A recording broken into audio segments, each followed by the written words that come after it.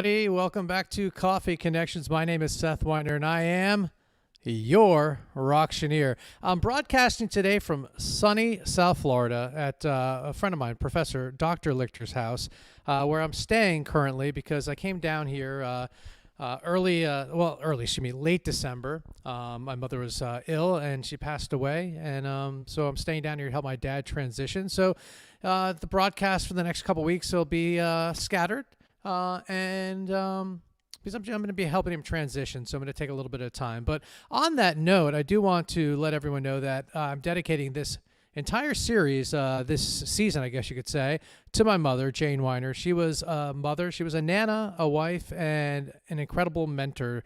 One of the things that I found through her passing, now, we all spend so much time focused on, like, you go to therapy, right, and talk about all the things about our parents and this and that. One of the things that I just never really sat with was how much alike I am to my mother. And I say this because in her passing, she was a RDH mentor and had a seminar she taught, but she was so well respected within her community. And the way people spoke about her was so lovely. And there's just so many parallels to the life she lived and how she was and how she treated friends, etc. That I see in myself, and I didn't realize that. And just sharing a little bit there. All right, for today's show, though, we are joined by Elliot Karp. He's the CEO of Hillels of Georgia. Now, Elliot is an accomplished professional who has proudly served the Jewish community for 4 decades. He devotes his career to vibrant Jewish life at home in Israel and around the Jewish world. He has extensive experience in financial resource development, programming, marketing, community relations, facilities management and security, strategic planning, board leadership, governance, and staff development. His list goes on and on about his skills. But ladies and gentlemen, please welcome to the show Elliot. Let's bring Elliot in here. There he is. Hello, Elliot. Whoop, you know what? I think I got you muted. See, I told you I'm a little rusty, folks. There we go. Welcome to the show, Elliot. Hi, Seth. Thanks for that introduction. All I could think of is I'd like to meet that guy that you just read that bio about. I know the feeling. So is he there? No kidding. So welcome to the show. Thank you. There's a coffee mug under you, but my question to you is, do you drink coffee? I do indeed drink coffee, probably more than I should every day. And I've got my trusty Hillel mug here with me. Let's take a look at that. There you go. And, before we chat a little bit about what's on your mind and what's on my mind, I was touched by your opening, and let me express our condolences, our sympathies. Your mother sounded like quite a wonderful woman, and my hope and prayer is that her memory will always be a blessing for you and your father and all that knew her. Thank you so much. I appreciate that very much. So with coffee, you got the mug there. Let's see. Do you like your coffee dark, or do you like it light? What's your?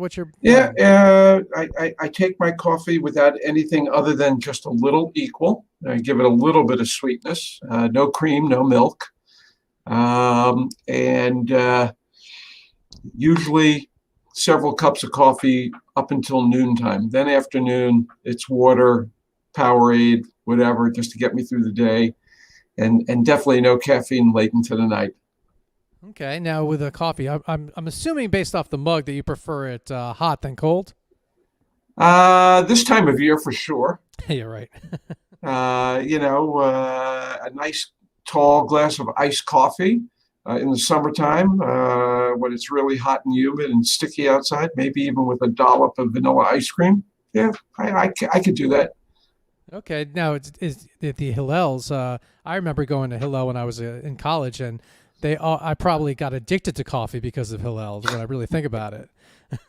Hillel was like the coffee shop for at Florida State for the Jewish groups here. There's no question about that. One of our most important programs is our coffee program. Hillel is the Jewish community on college campuses. So we are here to support Jewish students on all of our campuses. And the way we go about doing that initially is by reaching out and meeting as many Jewish students as possible. And we do it through coffee connections. And I think last year we had well over 3,000 coffee appointments on our dozen or so college campuses across the state. So that's a lot of caffeine. That sure is. Well, tell everyone a little bit about Hillels of Georgia and what your role there is as CEO. Hillel is an international movement of Jewish students and Jewish community and Jewish life on college campuses all over the world. Started almost 100 years ago here in the United States. And here in the state of Georgia, we have an umbrella organization, which is Hillels of Georgia, which I am the CEO. And we are responsible for Jewish life and living in Jewish communities on 24 campuses across the state with more than 5,000 Jewish students. So what does that mean practically?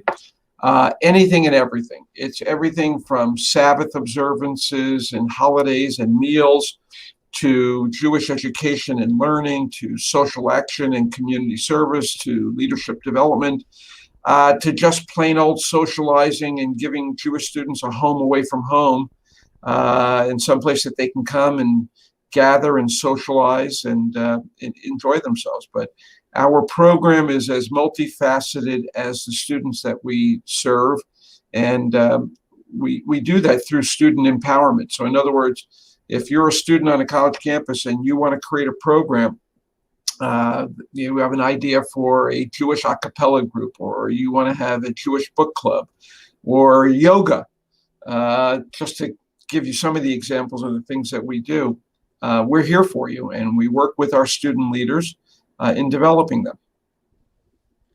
That's excellent. Now, I will tell a little story. When I was in college, Florida State University, we had Rabbi Ron Goff was the Hillel director back then. Now, on a side note, a college friend of mine and I the other day, when I was going through my mom's stuff, I found a letter that Ron Goff wrote.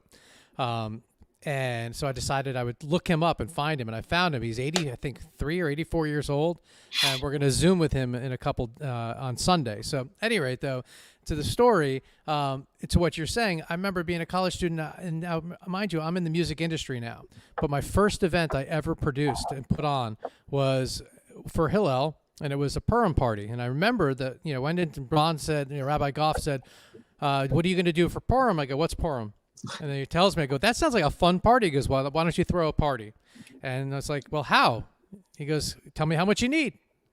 And so that was it. And that started my career. That is the method to our madness. Look, my philosophy and our operating premise at Hillel is that we are a big tent. And that tent is not made of a single piece of fabric. In fact, it's a quilt. And we do not have walls in our tent. Our tent is open all the way around 360. And we encourage Jewish students, and quite honestly, non-Jewish students, to come and explore Judaism, Jewish life, Jewish living, whatever fashion they want to. So if you are a student that is concerned about Israel, if you're concerned about racial justice, if you're concerned about cultural arts, if you're concerned about career advancement, if you're concerned about mental health and welfare and well-being, or if you simply just want to get together and have a bagel and a cup of coffee with some other students, stand under the piece of the quilt that you identify with. And once you're underneath our tent, look to the other areas, explore the other areas, find other areas that are of interest to you. And that's the secret to our success. Is that we empower students to pursue their Jewish identities. We're here to help facilitate their Jewish journeys. We're also here to ensure that Jewish students have a safe, secure, open, welcoming, and inclusive home on campus. And in that regard, we work very closely with our university partners to ensure that kind of campus climate, not just for Jewish students, but in fact for all students, especially these days.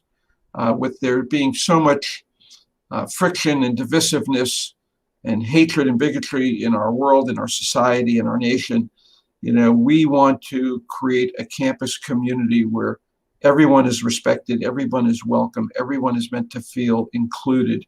and that we combat any form of bigotry or hatred, not just that which is directed against Jewish students and anti-Semitism or anti-Israel sentiment, but any form of hatred. Now, when it comes to programming and what have you, in the last year, obviously with the pandemic, with lots and have gone virtual, and I'm curious, has the programming changed much? And I imagine it has, but can you share a little bit about how the program has changed, how you pivoted for Hillel to be able to accommodate students in this climate?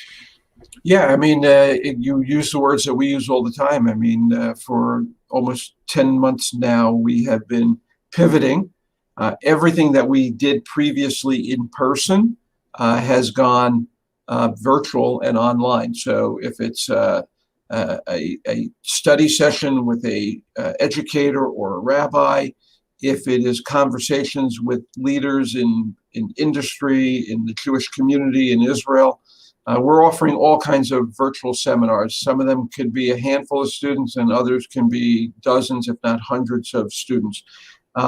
This past fall, as an example, we did not hold high holiday services for Rosh Hashanah and Yom Kippur because of the pandemic, but we pivoted. We held them online, and we had, literally people not only from within our campus communities, but from all over the world joining us. And it doesn't mean that we're not meeting in person, but our meetings in person are small, usually 1 or 2 students at a time, socially distanced. We wear masks when we're out in public in our office, or we meet outdoors. And even then, when it's outdoors, we make sure that we're socially distanced. Everyone is required to wear masks. But we've not missed a beat. And in fact, I think as a result of going virtual, we actually have found more creative topics that students are interested in, and we're offering more than perhaps we would have offered in the past. Now, in the auctioneer community, we are looking in the the crystal ball because we have all the answers. No, I'm kidding. But when we're looking to the future here, and more people are vaccinated, when it comes to those in-person gatherings, we believe that we're going to see a hybrid situation where those that are comfortable are going to meet in person, and then the other side of the fundraising will be done virtually, all from the same place. So if it's your traditional gala, there'll be people there, and that'll be streamed. So I'm curious with the programming, so let's say a guest lecturer or whatever Hillel might have going on, do you find that you might be doing a hybrid in the future, or do you think there'll be an itch just to go back in person? It's a great question. Then the first thought that came into my mind is the old adage that those that know don't say, and those that say don't know. So what tomorrow will bring, who knows? We're going to have to experience that together. I am hopeful that one of the outcomes of the pandemic is a realization of how important community is, and human interaction and personal relationships and meeting people. And I hope that we, when safe, will be back to more traditional programs and interactions, because that's what I hear from students, that's what they're desirous of. No one really wants to be in a virtual classroom. They want to be with their peers. They want to be with their professors, their faculty members.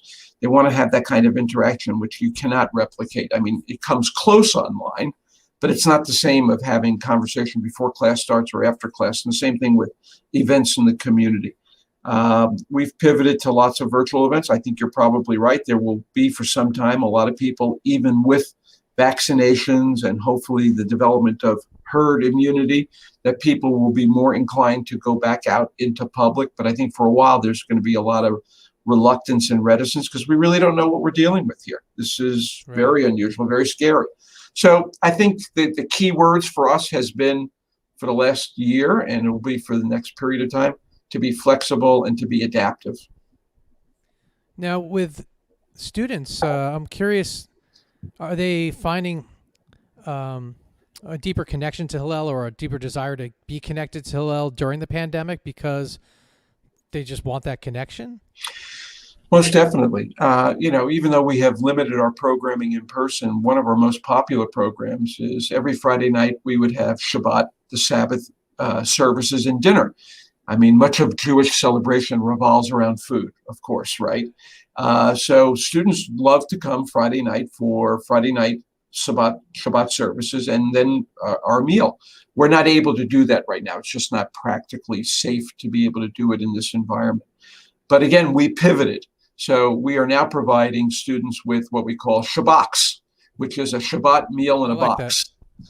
So where normally we might see 100 to 150 students coming across several campuses on a Friday night for dinner here in our buildings, we're now giving out almost double the number of Shabbat boxes. Why? Because they still have to come here outdoors and pick up the box.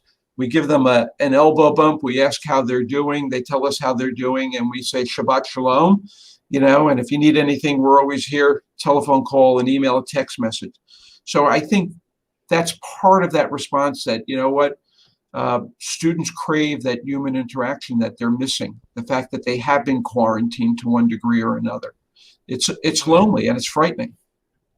Yeah, it is, and that's great. I love the Shabbaks and Shabbaks. I love it. I mean, I'm all about the puns. It comes in my blood.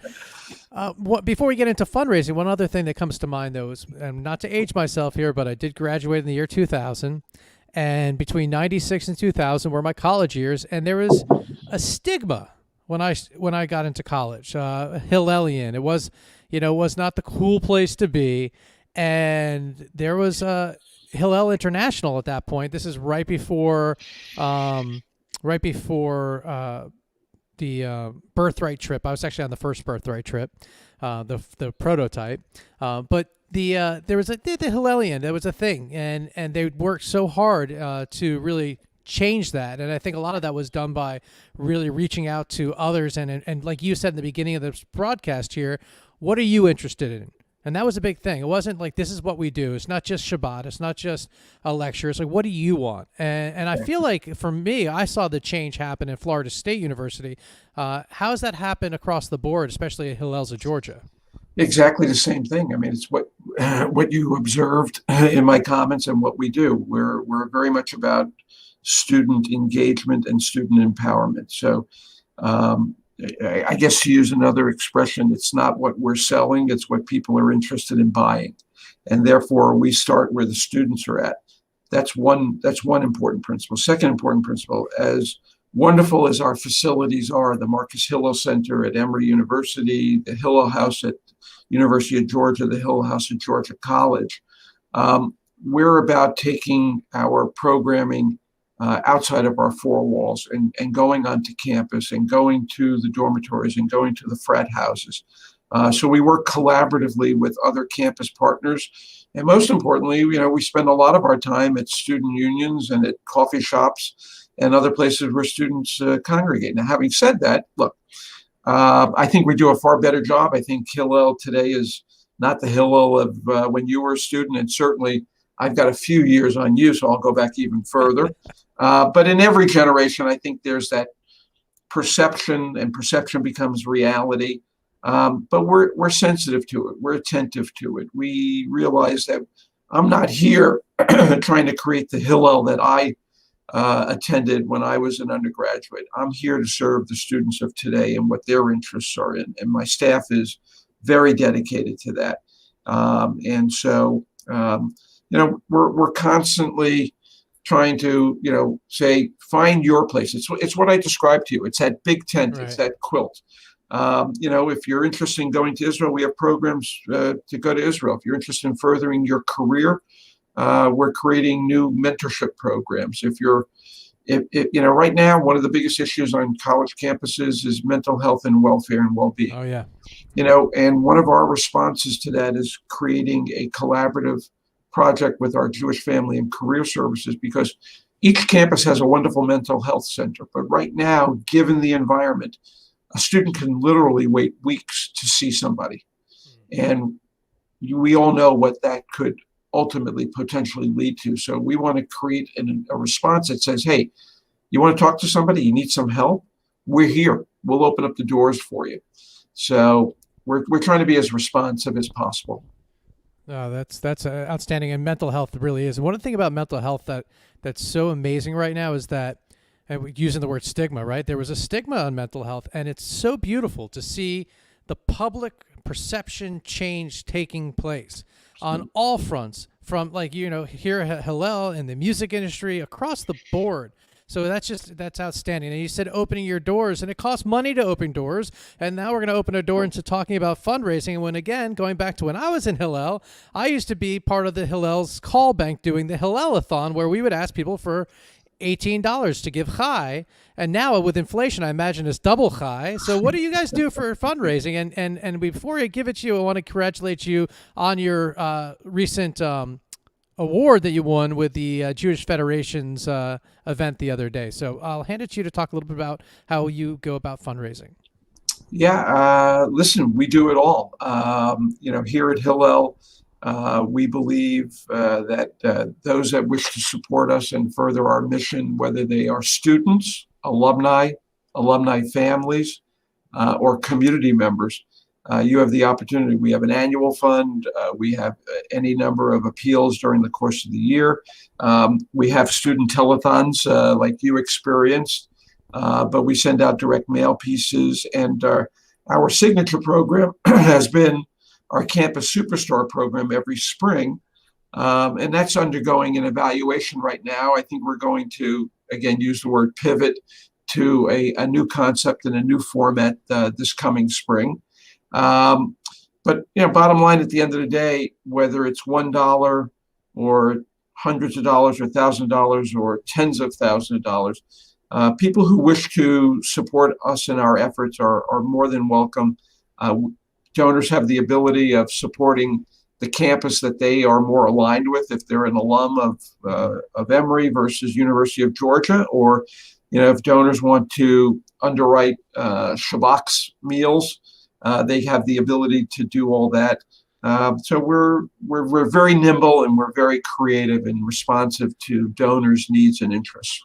I'll never forget the bagel brunches on Sunday, every Sunday at Florida State, and they would always have someone local sponsor it, and that was always great. And that was a thing. So yeah, the local sponsorships and the alumni sponsorships, that's great. And thank you, answered a question. I was curious. Do people donate directly or to a school, or does it all go to a general fund? So are the schools, each Hillel responsible for their own fundraising, or again, does that kind of come as they're responsible for something? Well, again, as an umbrella organization, Hillels of Georgia takes responsibility of all of our campuses, but we work in coordination. Every campus and every campus director has a goal and objective, but we're very much an integrated approach. So, everyone on staff knows that they are in fact a fundraiser, okay, and they can identify prospects, they can solicit, and again, if a donor says, look, I'm going to give you this dollar, but I want it to go to a particular college or university or a particular program, we have the mechanism to ensure that and to guarantee that.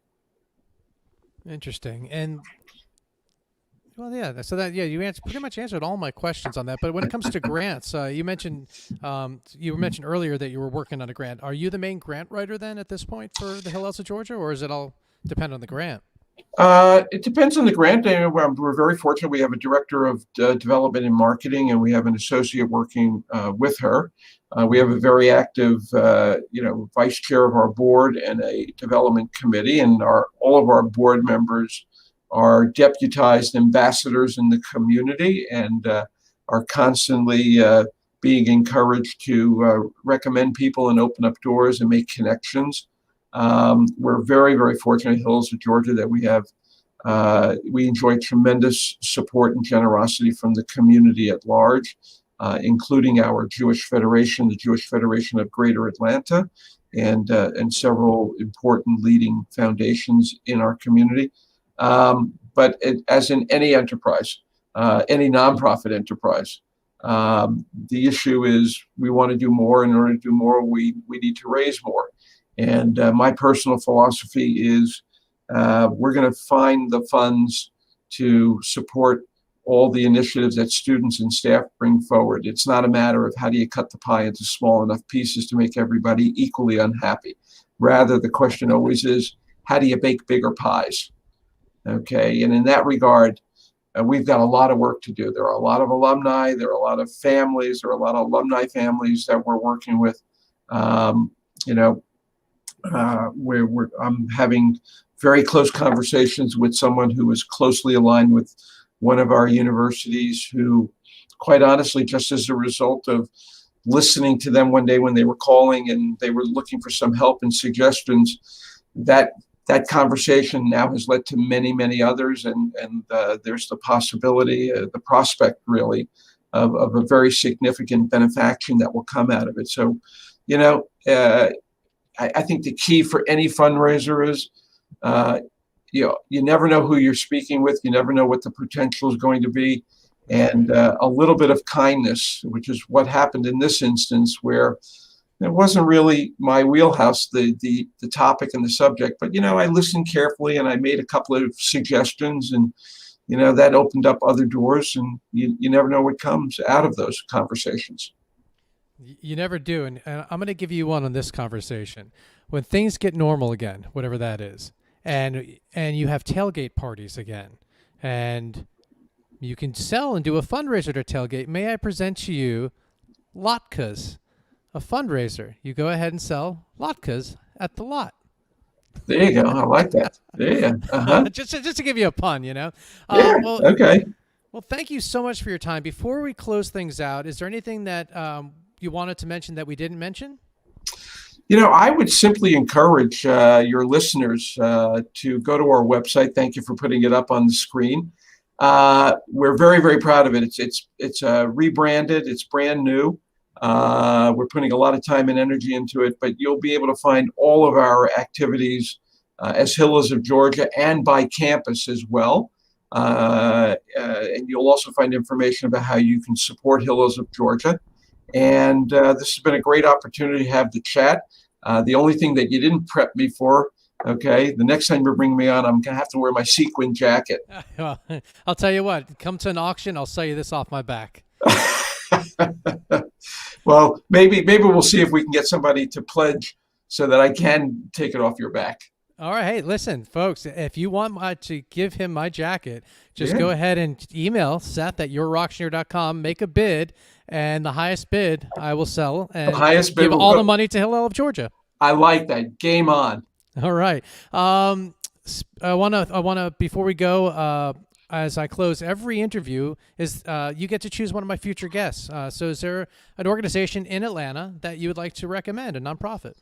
I think it's a great idea. And certainly being relatively new to Atlanta, because I only moved here 8 months ago, I've met so many wonderful colleagues, but one in particular, Terry Bonoff, is the CEO of Jewish Family and Career Services. And apropos of our earlier conversation about mental health, we are doing a lot of collaborative work with Terry, and her organization is helping so many people today that are in desperate need of social services, financial assistance, COVID relief.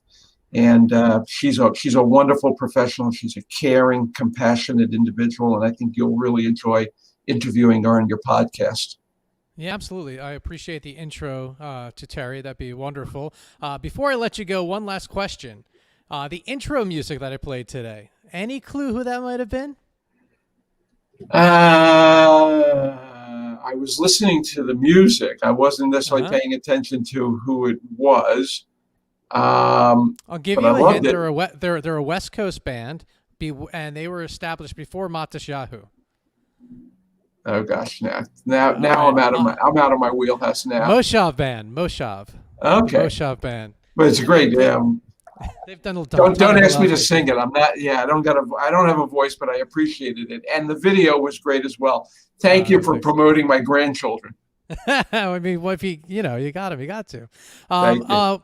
Well, thank you so much for your time. Before we go, I do want to thank one more person, the Hillel of Florida State. When Ron Goff left, he left it in great hands with Melanie Annis. And she ran it for several years. She retired, I think, 2 years ago, but she did such a wonderful job there that I can't talk about Hillel without bringing up Melanie Annis. So I wanted to do that as well. Thank you, everyone who tuned in today. Feel free to like, share, and join us again. We'll be back next Tuesday with another guest, and and come February, we'll be back into more of a regular rotation. So, all right. Well, thanks so much, Elliot. Thank you so much. Have a great day. Thank you. Have a good day.